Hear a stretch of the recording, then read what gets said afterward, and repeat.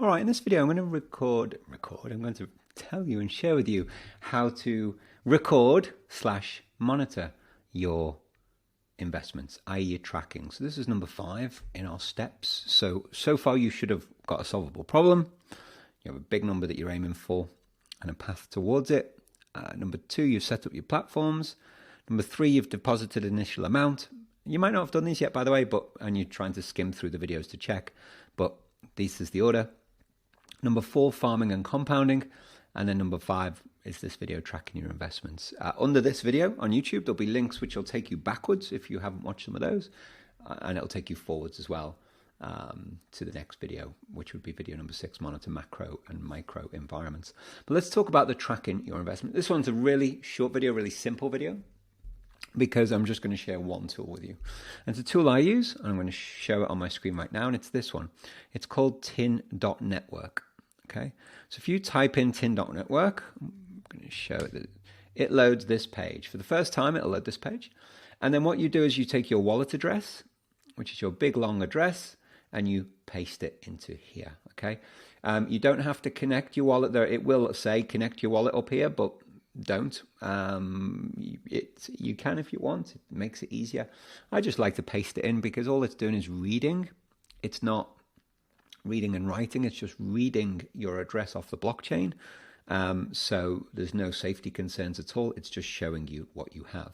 Now here it says no wallet, open a random address. So I'm going to do that. I'll just click on this and it's going to open this random address for me. And what it does is it looks at the wallet and then it pulls things through. And it has the different, this is Binance, which is one of the platforms, one of the layer 1 chains with projects on it. This is just someone's random address. And it says that it's in the MND vault, whatever that is, and it's pending $3.52 to claim. Okay, that's quite a high percentage, which is good. Or it could have been sat there, I don't know, 4 months ago. So it's been sat there for 4 months, $13, and it's made $3, which is 10% in 4 months, which actually isn't bad, right? So that's just to show you, and then it gives you different pieces here, which shows you that Moon River. There you go. It tells me Moon River. But it tells me the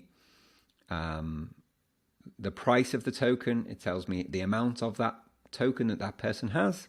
This is random, right? It's just, we don't know who this person is. There's no piece of names. That's the beauty of blockchain. NFT, do they have any NFTs? Do they have any pictures? No, they don't. Safety, these, you don't really need to worry about these tabs. There's some extra information. But the main thing, and I look at mine a couple of times a day, probably too many times. Twice is probably too many times. If I was to speak to one of my mentors, he'd be like, set and forget. That's the whole point. But this is what you would see.